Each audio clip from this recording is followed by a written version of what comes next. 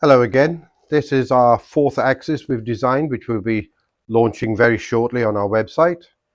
Now, what we've got here is a 3-jaw chuck, self-centering, which means, these are not going to be the most accurate, but what you can do is you can actually have 3 mounting screws here, which you can loosen, and then you can, as you're aware, we'll try and do a video of showing you that, where you can actually centralize this.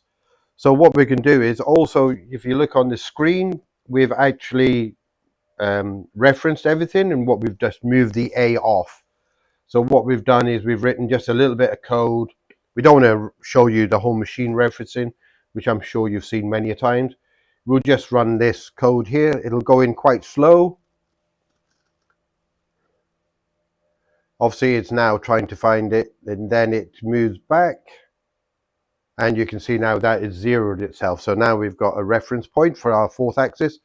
There's a proximity switch at the back here that we use, and it's the same as we use for all the other axes. So we have all our axes home so that we know where we are. Again, so what you can do is you can see here that, I'll put this reasonably fast.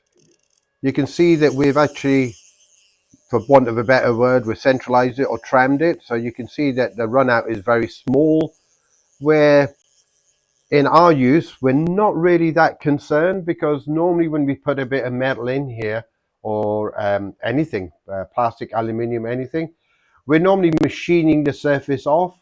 So as long as the runout is reasonable, then you'll be fine.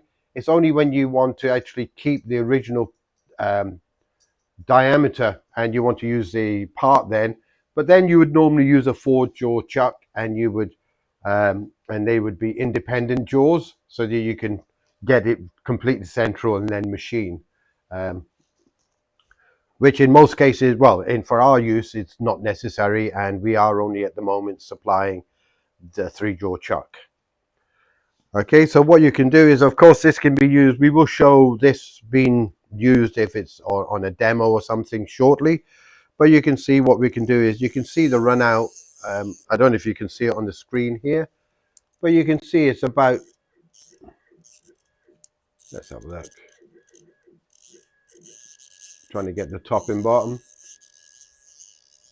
It's about 0.04 millimeters, which is more than adequate. You could, by using the chuck on this separately here, you could just tighten them up slightly, and you could more likely get that slightly better for any individual item. But again, for us, that's not necessary. Now what we're going to do is we're going to show you on another video how to set these the fourth axis up in different ways, where it only rotates around 360 degrees. In the moment here, it's just linear. So basically, whenever you move the axis, we'll move it, the A axis, you can see that it's going way above 360. And we can make it just go backwards and forwards as we feel fit. We'll be also showing you how to measure the backlash on these. The gearbox used, that was one of ours, is less than 12 arc minutes. On the previous one we tested, it was well under 6. But what we'll do is, with this one here, we'll actually show you how to measure it and see what the actual backlash is in real life, so you can calculate for that. And we'll also show you how to set up Mach 3 to be non-rotating. So in other words, what would happen is, if you've gone 350 degrees in one direction, and then you command it to go back to 0, it'll go from 350 and then slowly go back to 0. But you can also set up Mach 3, which again we'll show in another video, is it'll set it up for 360. So from 350, it'll just go straight forward to 0 again, but it'll only do that 10 degrees. Now that might be useful for you. We are going to do tests on that and see if it's a function that would be worthwhile. At the moment, we're leaving it linear, so we can actually let the software decide where it is.